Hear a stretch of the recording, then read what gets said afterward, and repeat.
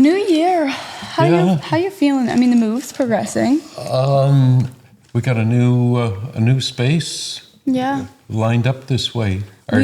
I'll have to tell the people.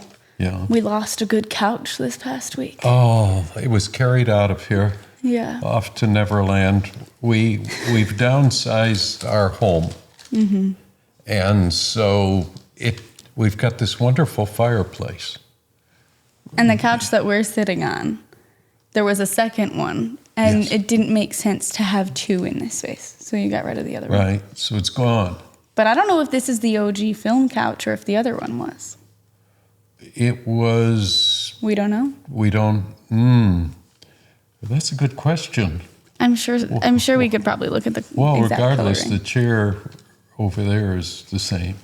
Well, the people have never seen the chairs before. Oh, this is the first chair. So let's welcome our guest in the chair. Okay, this is Jude Parfait. Thanks for having me. Yes, and for those of you who don't know Jude, because he has a cast of thousands who follow him. Oh, of course. And nationwide, international man. Yes, and Jude is from, my cheat sheet, but I knew it was Dew Lake, Louisiana, which is southwest of New Orleans. He was born there. He's a French Native American person, and he's a Navy vet, been around the world, and then went to school at the University of Florida.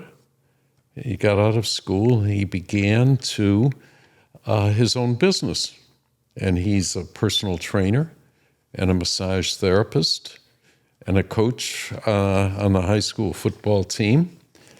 And Go Bobcats. And he loves to write music and play music.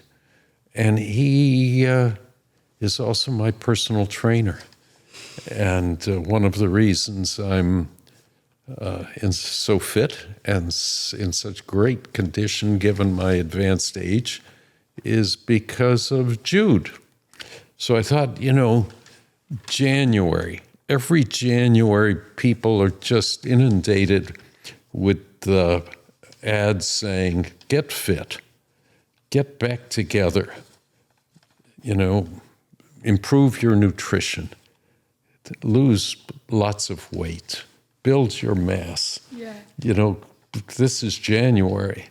And so we thought it would be great if we invited a man who does this all year round. And so here's Jude. Thanks for having me, Michael and Tilly. Of It's an honor to be here today. Yeah. Well, tell us, what do you do, Jude? Well, since my days of the Navy, leaving those times, there was a need for me to become fit myself. And I could say that I was weighing about 205, 210 pounds while I was serving in the military. Didn't look like I was a very grossly obese person, but for someone my size, it was necessary for me to change my habits. During the Navy, we sit there, we work, and we go and eat McDonald's because that's what they have on the base. So my health was declining. My waist size was increasing. I must say that I was a very slim fella growing up, and to go from a size 29 waist to a 36, 37 over the course of time. And that includes marriage too, by the way. I'll have to throw that in there too. My wife's a great cook, bless my heart. But aside from that, the everyday routine began to put pounds on me. And so I realized that I needed to do something for myself, which was address my own weight and address my own size. My chest went from a 40 to a 46. Ooh. Yeah, that was quite tremendous, and just putting mass on just from eating junk. So I changed things around. I started going to the gym. My supervisor in the Navy, he was a very good friend of mine, and we developed a workout routine during our lunch hour. That's cool. And I said, this is a perfect way for me to begin. I also love sports, which was more the reason why I went the direction that I did of going to UF, because I love football, and I wanted to play football. I said, I'm still young. I want to have that whole experience of being able to do that, which is I said, the reason why, I said I could go to the University of Florida and take my best shot at that. And I worked hard to get there. I tried my best, and I didn't make the team, but I was a part of the team. That's cool. Yeah, I got to do all kinds of fun things in my 2 years at the University of Florida.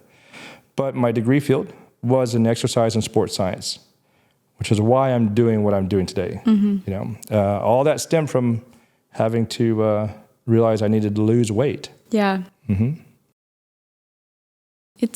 I think it's an interesting concept because people get into their health or their fitness journey for so many different reasons. And I think weight loss is I would say one of the most common reasons. As somebody who, with great luck, has always had a smaller figure, like my health and fitness journey definitely comes from a different kind of background point. But I think the community that I found in athletics, like I wasn't an athlete growing up really. And so the community now that I'm like post-college and like even while I was in college and really started going to the gym consistently, the community that I found there is so unique and so special. And I still talk to people that like I went to the gym with every day when I was in college because you go through it. And Grandpa he was kind of funny when he was talking about you earlier before the episode. He was like, he's kind of like an unofficial therapist. And I feel like there's a group of these professions. I'm sure anyone who's been to like a hairdresser probably feels the same way about their hairdresser. But like people who you spend large amounts of time with, you end up just talking and whatever you're doing is also some form of like hopefully feeling better or doing better. So I think those relationships are really cool. Do you feel like you're able to build that bond with all the people you work with, or you think it's like hit or miss? I think most of my clientele I've been able to do that with. Not everyone has been affected by my enthusiasm, by my demeanor, by what I bring to the table, and it's kind of the nature of the business. At the same time, I mean, just believing for the fact that you will not please everyone, and 100%. I've taken that to heart in a way. It says, I know that I can't do that, but I will try my best, and that's been my attitude. And so long as I do that, just like Michael, it's very interesting to start and then see where we are today. And it's like we have a very good camaraderie, a nice collective association of conversations at time. Well, tell me, but pretend I'm a new client. Okay. Or Tilly. Okay. What are the 3, 4, 5 things that you want to know about that person when you start working with them? And I think maybe like the difference between somebody who like is younger and more able to do athletic things or has an athletic background versus somebody who is an octogenarian. Sure. Yeah. Most oftentimes, my goal is in meeting someone is to understand where they are. What things had they been doing in their life. So ask the question. So what do you do on a daily basis? Okay. And then I'll tell you. Yeah. And then what? Considering your time in your day, do you ever feel that you're overwhelmed or underwhelmed in your schedule? Okay. And does it take a lot of energy to do the things you do? All right. You want to know those things. I'd like to know those things.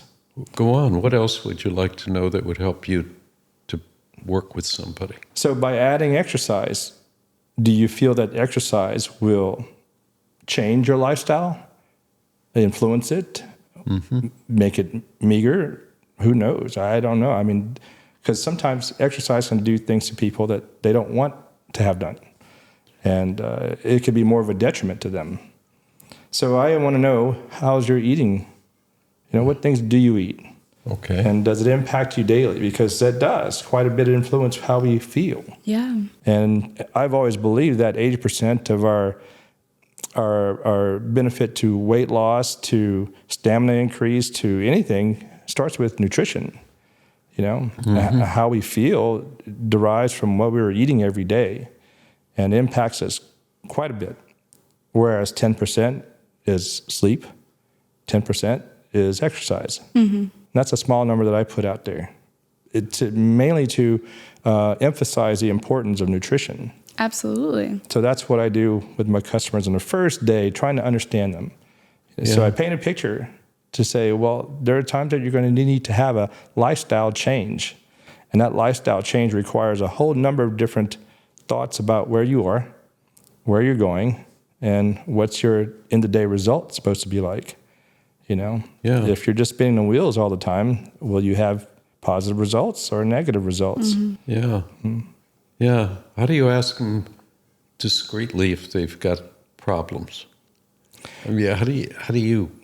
I don't know if I've ever taken that approach before, but usually I start with things on paper. So in a contract, for example, a written question and answer part for the customer. Okay. Sometimes it's easier for them to write. Others are like, I'm ready to rock and roll today, Jude. I want to get moving. I want to get started now. And their attitude's great. Yeah. But they don't see the things that might be a hindrance. So I'll have them write down answers to things that I will ask them, in which case oftentimes is, do you feel that there's anything that might hinder you from achieving your goals? And point blank just says, think about it for a second. Yeah. And sometimes it's very helpful. Other times they're big blank across the page. Yeah. No. Well, I was very specific in wanting to work with you. You had worked with my wife, and she hated going to the gym by herself. She really needed somebody on a regular basis that she was going to pay, because if she didn't pay, I think if she wasn't spending the money, there were times she didn't want to work out, but because she was paying, regardless, she showed. And so I hurt my shoulder, partial tear of a rotator cuff. And I wanted not to have surgery. And I needed to resolve the problem. And so I talked with you. I said, hey, can we build those muscles up around it? Can we end that pain? You said it's going to take a while. It's going to really take a while, and it'll be part of an exercise program. We're not just getting together to work on your shoulder. Your whole body's a mess. You didn't say it that way. You didn't say your whole body's a mess, but you could improve in other areas as well. And so we put together over months and months. I could then sleep on that shoulder, raise the arm, instead of it just being out here and trying to get it. Finally, it worked. For you, it was just normal stuff, like being a physical therapist. Exactly. But I think, and later I ruptured a disc in my back. Same thing. Didn't want to do the surgery. Would rather, the pain was there. But so you put together an exercise program to help with that.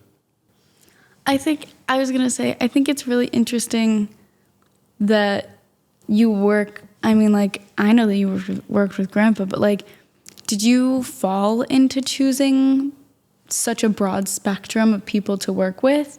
Or did you actively seek out wanting to work with people who were older in the spectrum?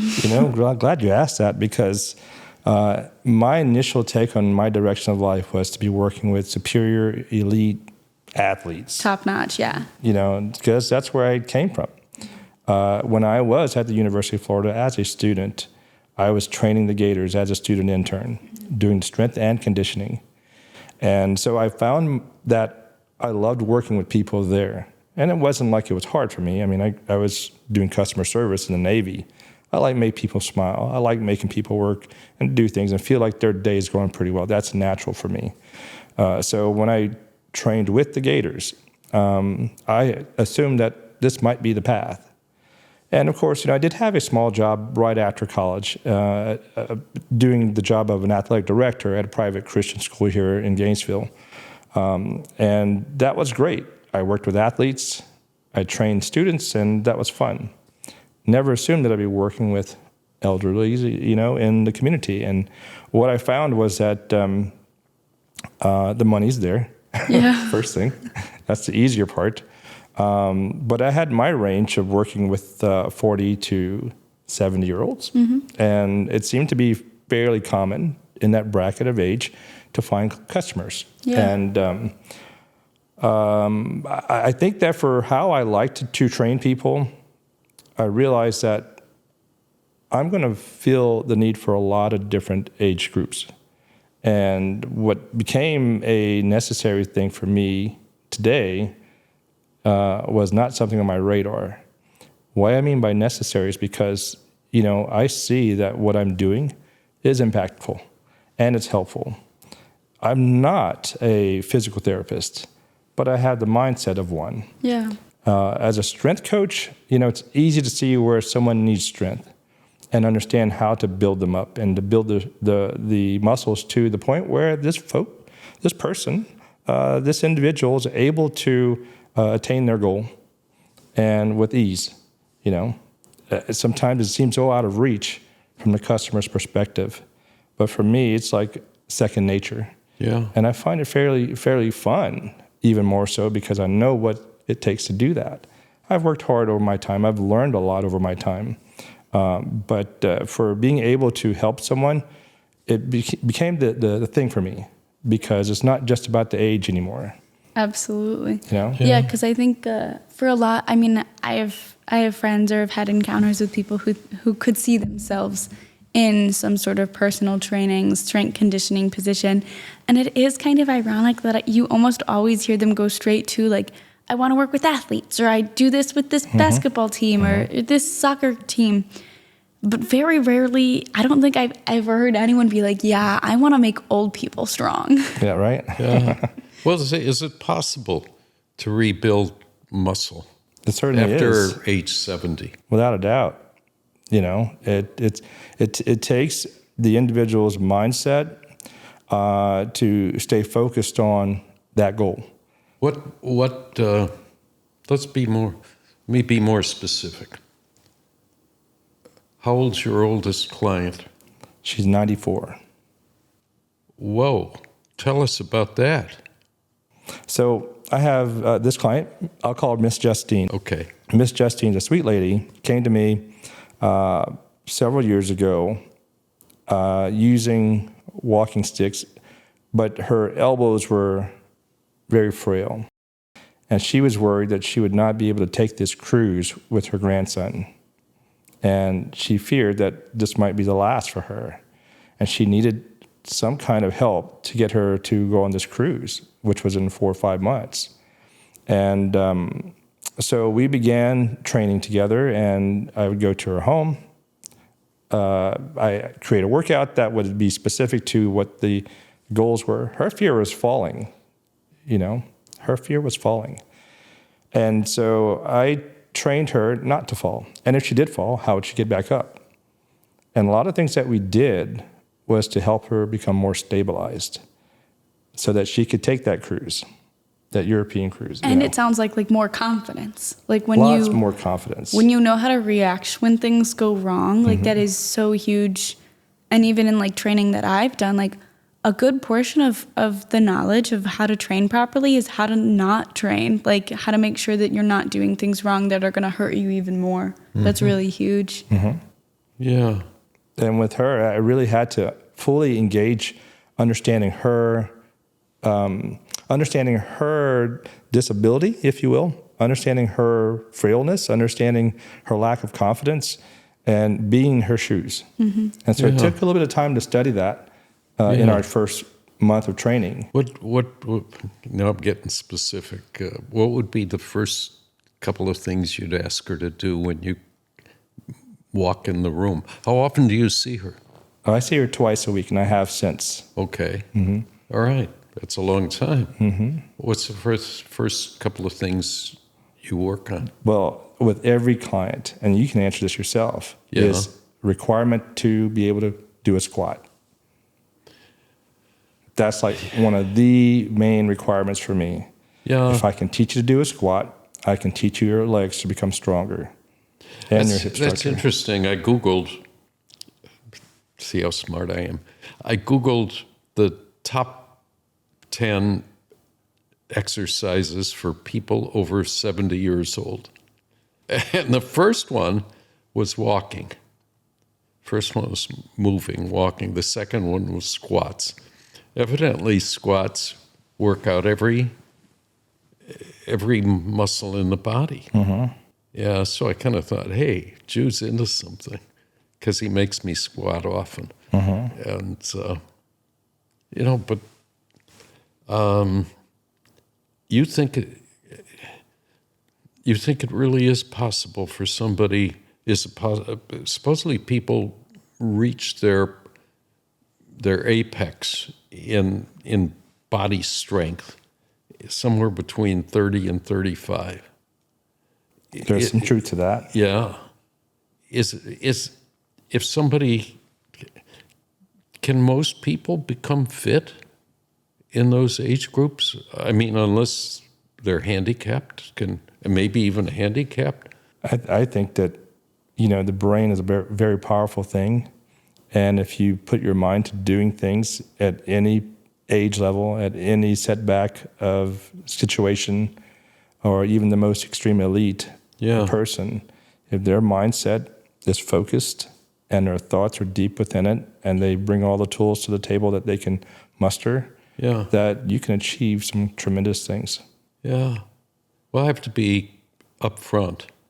Jude works me out 30 minutes a day, 30 minutes twice a week. And he works me out.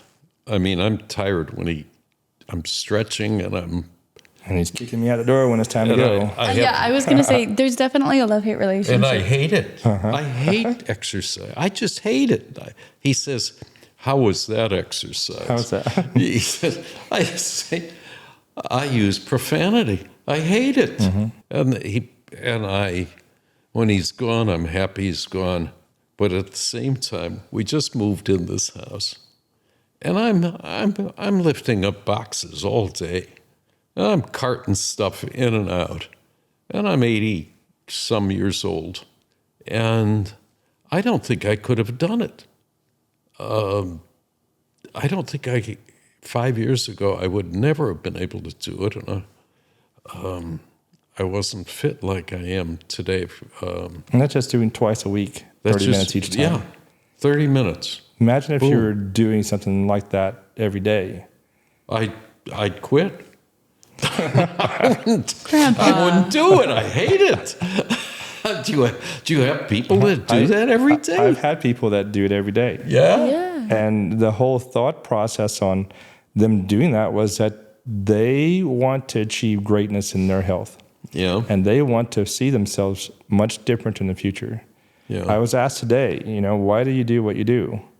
I said, I want to be known when I'm 100 years old, running, that I did this for longevity of life.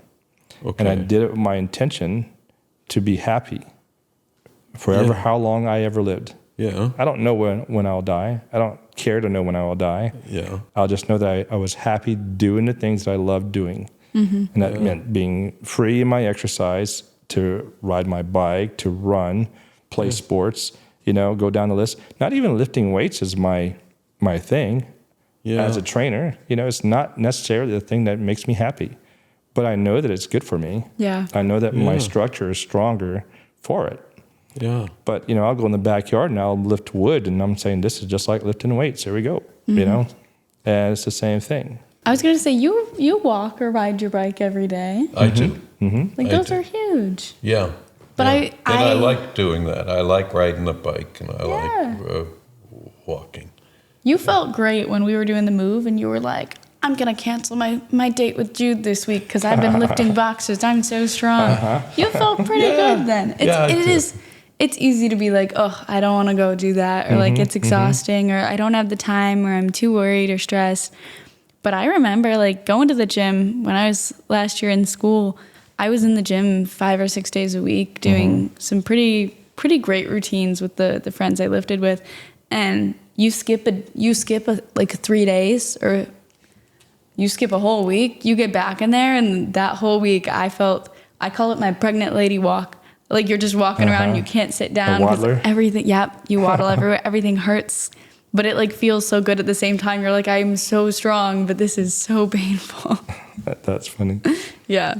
Yeah. I think it's cool. But nutrition, I mean, you brought that up towards the beginning. Like, I think it's so easy for people to be like, I need to just work out more. I need to lift heavier things. I need to go on walks.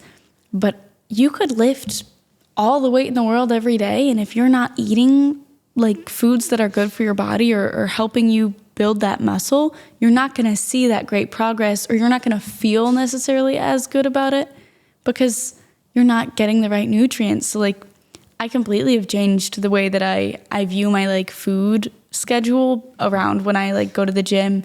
Because you can tell after you exercise, if you ate nothing besides like junk food all day, you feel totally different than when you had like chicken and rice or something that had a higher protein level, more healthy carbs. Like that is so impactful. And it's one of the things that like makes me sad when I think about food disparities in communities, is because I'm like, I know the power of that healthy food is so detrimental to people's success and their health.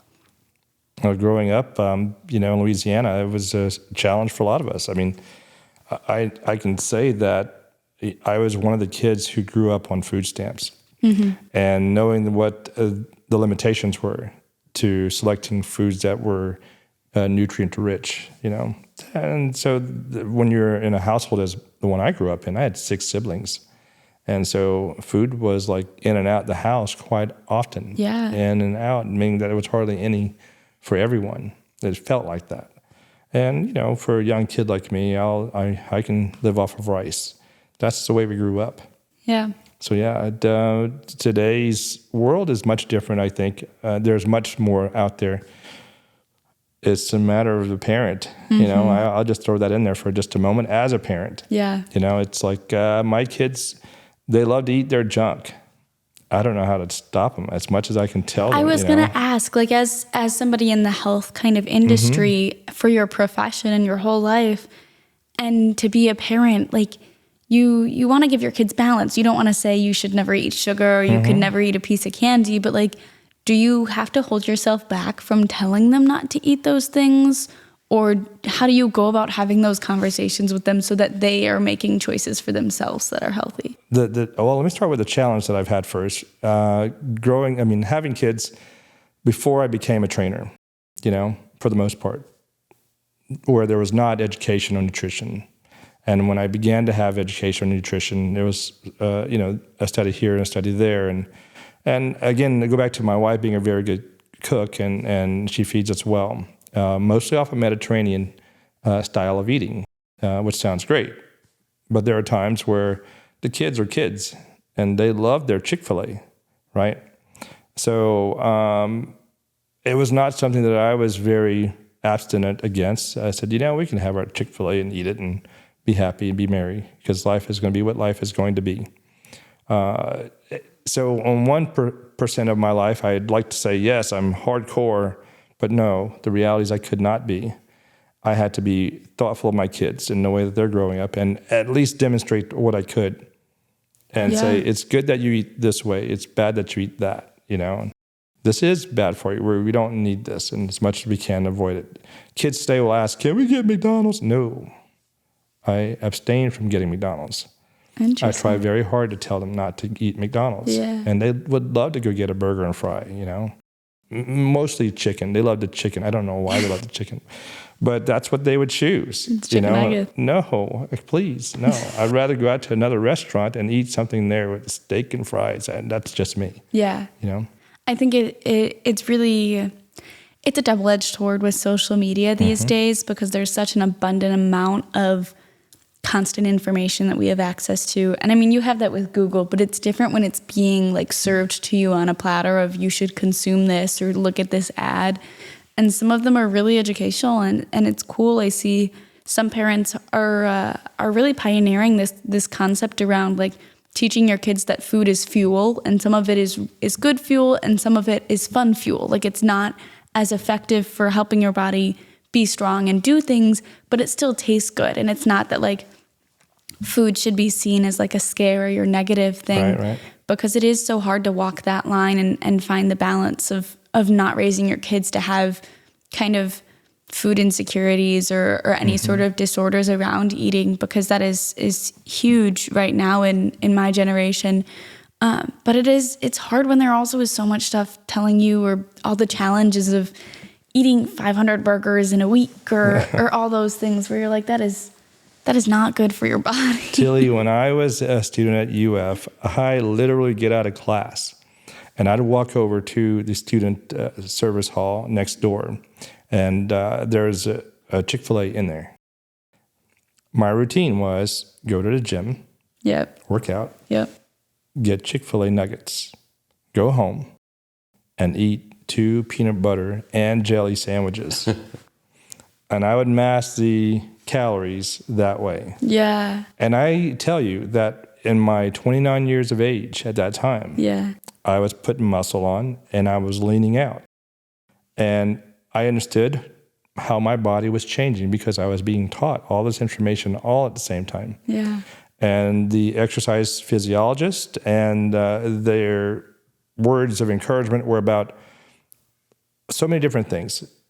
I've even heard one world-renowned nutritionist for the New York Knicks state these 2 words, or this sentence, excuse me. And what she said was, if you take this drink here and you take that drink there, this drink here is a Coca-Cola. This drink here is a Tab. And this drink here is water. They will have profound effects on your body. What is the necessary effects of the bodies towards athletes? What is necessary to be worried about when drinking any of these? And she went on to say that you could drink 2 Coca-Colas, 2 cans of Coke, and it will not harm you. Compared to today's social media information, you're like, what? That sounds ridiculous. You're like, anyone would know that 2 Cokes a day probably isn't good for you. Right. But this lady was very adamant about that because she says athletes in particular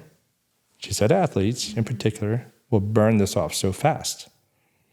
And the caffeine intake from these may cause your muscles to cramp or not. It just depends on the person. Yeah.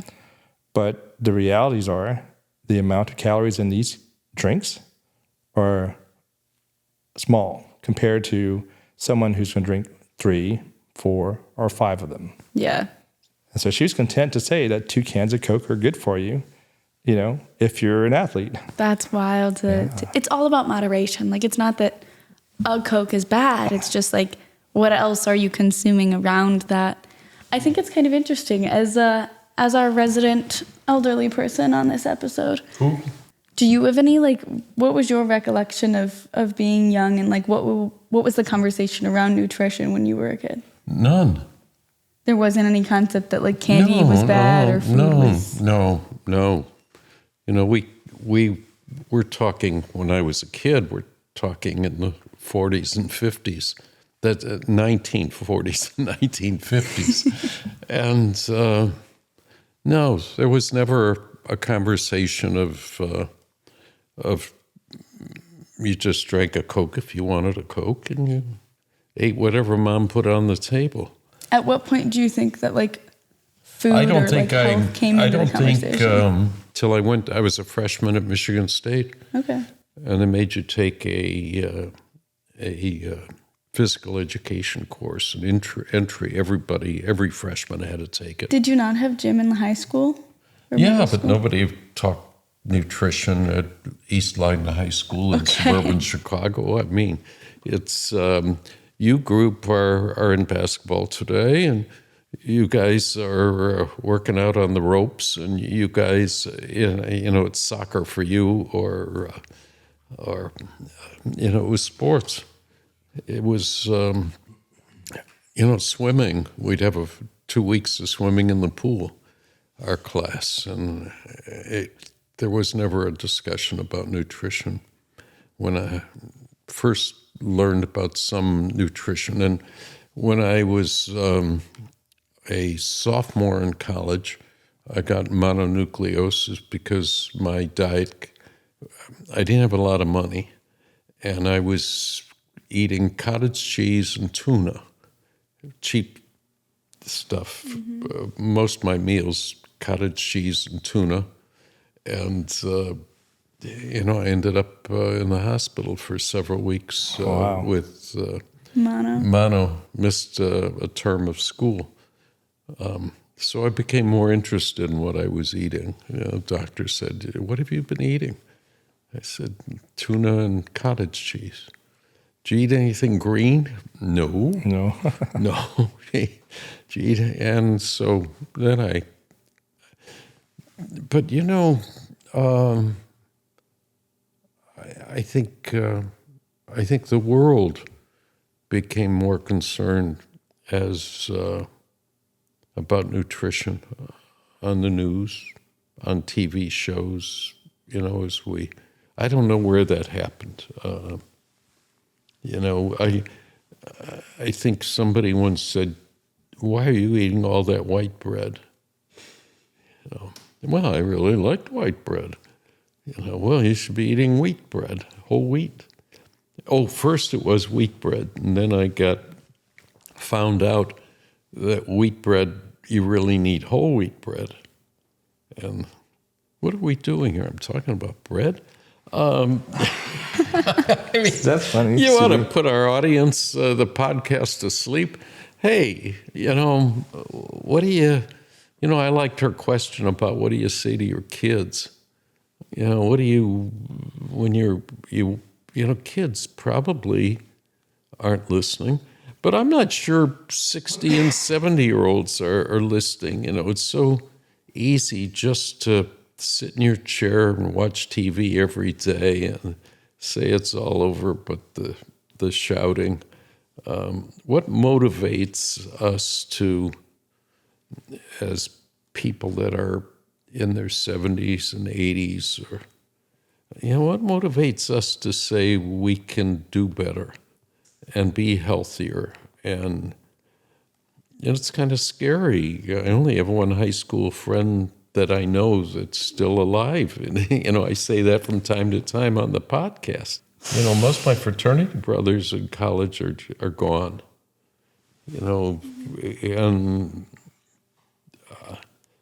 it is kind of like every day some of my childhood idols, great quarterbacks in the pros, Yeah. great baseball players, people that are much younger than I am. We can't predict when we're going to go. No.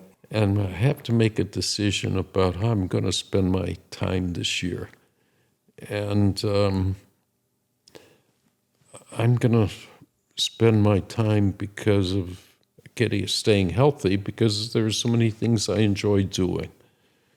So maybe as we talk and somebody's listening or watching to us, we try to influence people to stay healthy. Maybe that's a question I should be asking you. What if you're sitting there listening to us and you say, maybe I should think about what do you suggest they do? How do they go forward, Jude? Whether you're 20 or 70 or 60, how do you go forward? The TV is just filled with advertisements of going to so-and-so's gym. Just show up, or call a particular number, and we guarantee you're going to drop 265 pounds in the next 6 months. I think those are illegal. They're illegal? To claim that you can. Well, they don't Make claim it. They someone have lose that much. testimonials is what they do. Yeah, definitely. They say, That's effective advertising. "Hey, here's Henry. Henry lost 265 pounds in 6 months. Look at him now." It'd be like an advertisement for Jude, Michael saying, Yeah. "Listen, my shoulder was not able to move. That's right. Now I can reach for the sky." Yeah. How about that? That's not really why we asked you to. I just kind of. I think having somebody that you see or work.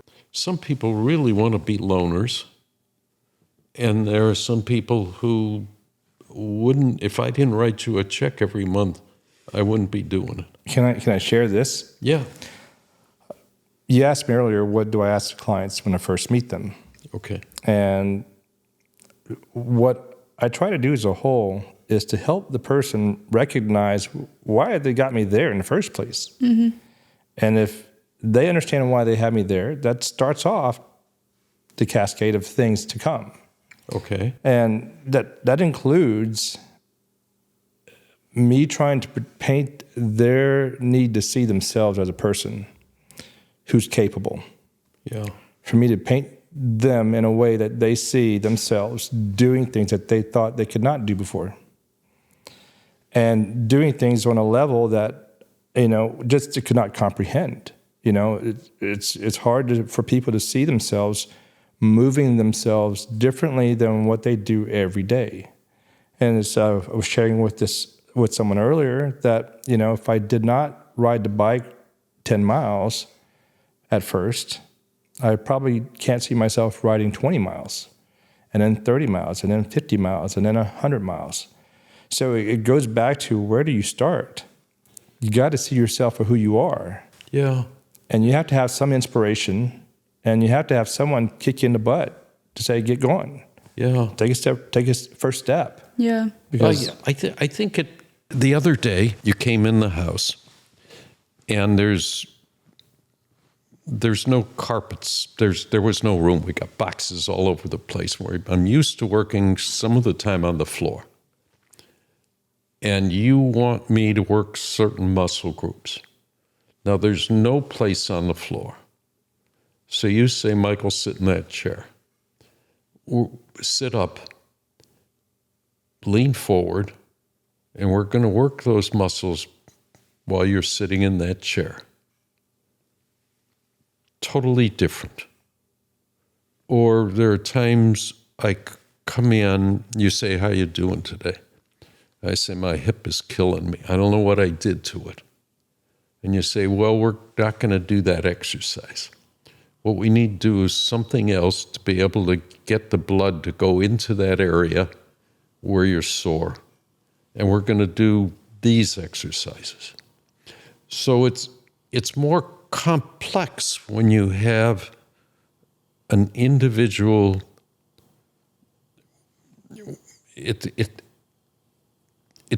In my opinion, it takes a certain degree of expertise of whoever you're working with. It's not that you just have a personal trainer. I believe you need to have somebody who's really skilled in being able to create different exercises for someone who's my age based upon their daily needs. There are days that we change everything. Or you might come in, and it's rare you bring in a weight, but occasionally he brings in something that weighs 10 or 15 pounds or whatever it weighs, and he asks me to do something with that. And if I reach a point where I can't do it, he shifts immediately. He doesn't want to hurt my. Push it too far. He doesn't want to hurt that muscle group. And he says, let's do it this way. Or and there are times when he says, get down and do push-ups, do 15 as part of the group. he does 16. I was going to say, can he actually do that many push-ups? Oh, there are times I do 22 or 25. Gramps, you're strong. Well, we started with 5 at one time. Yeah. But yeah. But it's different. It's daily, and I'm not bragging about it. There are times I want to keep going, and he's telling me a story about his daughter, and he's talking away. He's supposed to keep count. Sometimes you get distracted. He's supposed to keep count, Yeah. and he loses it. but I'm going like crazy, and Do you ever I'm do it not on going to purpose? stop. You know? It is on purpose. It is a tactic. Oh, yeah. Well, it keeps interest, when there's something being talked about. And so I think it's more if somebody has, it leads us, Jude. How does somebody find, because people are watching us that are not just in the United States. We got people in Europe or Canada or wherever listening to this or watching us. How do you find somebody if you're saying, hey, I'd like to have that experience? How do you find somebody to work out with? I give people opportunities in ways that I've learned over the past few years with COVID and that I wasn't doing before. And doing a Zoom workout, for example, has been helpful. And I've worked with people online several times, that really enjoy just being able to be accountable, to someone. And they would rather just have that, say, look, I need someone just to tell me that I'm doing good and just to say, okay, you're the guy watching me, just make sure I'm doing it right, and so on. And that's fun. That's easy. I like being in person, which is what I've been doing for a long time. Mm-hmm. Yeah. And my career started in 2004, going to clients' homes. My first business name was Home Body Training. Yeah. It was great for a time and great for a season. Yes, I'm a football coach, so I'm like, that doesn't do so hot for business, but for where I'm targeting, it's okay. And up till about almost 3 years ago, I changed it to 180 Fitness. And 180 Fitness was the idea that we need to change our life around, turn it around, do a 180. Let's get to doing things for helping our body to become stronger and being more energetic and feeling like we're alive again. And that's all derived from COVID, because COVID really set us back. Absolutely. Right? So, I forgot to say, we Zoomed throughout COVID. You kept me working, and I'd stand there in front of the laptop sitting on my little stand. Is there any other type of technology that you feel like is super impactful to your work, or like making you think the fitness world or people's fitness journey is more successful? I mean, Zoom obviously is a huge one, but is there something else that comes to mind that you think with technology progressing has helped you or think is helpful for people? What's so interesting about the fitness industry, there's so many different things you can do. Mm-hmm. And there are so many ways to exercise. Not everyone's cut out to do everything. I like to look at what I do as tailored to the person's needs and drawing interest to the things that I love doing. Because if I love doing it, there's a good chance I'll teach it well. Yeah. And oftentimes it's received very well. And when it's received very well, the client tends to find more things to do. One of the things that I began using a couple of years ago was this tool called a Fit Fighter, which is basically a steel hose that's been cut to length, filled with pellets that make the weight of the tool. And what's great about that tool to me was that I was able to learn a lot of core moves. And it's a great tool. It was on the show, the Shark Tank. Shark Tank, yeah. Yeah. And what was great about seeing that was, okay, so I've met the owner of this product, and they demonstrated very well. And I thought that I could use it. I had a client who saw it first. Okay. And she wanted to use it. So I began using it because she wanted to use it. Yeah. And I found myself using something very fun. And in ways that they were not demonstrating on Shark Tank or on the videos that I was seeing. So what I like lots of times is being able to do things like that and then turn it into something greater down the road. And but using it as just one segment of what I do. I love sports. I love training athletes. I love using cones. I love using speed ladders. I have 73-year-old ladies running through a speed ladder. That's cool. And it, for them, it's like a mind-blowing thing. And for me, it's like, yeah, they're moving their feet fast. Yes. So there are a variety of things that I like to offer and things that I do with customers that are different from Even Michael's workout is different sometimes, you know. So everyone's workouts are unique to them. Absolutely. So I don't try to keep it all mainstream, everybody doing the same thing that Jude likes to do. But I will certainly try my best to offer what's mainstream. I think that's critical for people being successful in any sort of fitness or nutrition is you really have to figure out what works best for you and your lifestyle and your goals. Because it really is too easy to feel like you're trying to fit through the same door everyone else is, and it's not working, and then it's so discouraging. So it really is crucial to find what you want and set those goals and work towards it. But we're kind of nearing the end of this episode. So is there? I know we are. Yeah. But this guy's a songwriter. Well, I was going to ask if he has any final advice or words he wants to say before we talk about music. Yeah. Any final words, advice? You know, I don't have anything that's outrageous, you know. Yeah. I like to think that for how I inspired people, that everything that I have accomplished in my life was due to something that changed the course of who I was. A memory, a place and time, person I met, whatever. And I always hinge on those things in a greater way down the road, looking back. And there's one song that I really truly love, and it's not something I tell a lot of people. But Whitney Houston had a great song called "One Moment in Time," and I'll read the lyrics real quick because it kind of sets a tone for me as a person, you know, how I take the approach each and every day, and why I do what I do, why I am the way that I am, and why am I unique and not like other people. And so this is just one idea. And I write songs, I make music too. I'm a very creative person, but it's always nice to see those who have created before me and see where this impacted me. And I could say a whole bunch of different songs have, but this one just really sticks with me. And it's Whitney Houston's "One Moment in Time."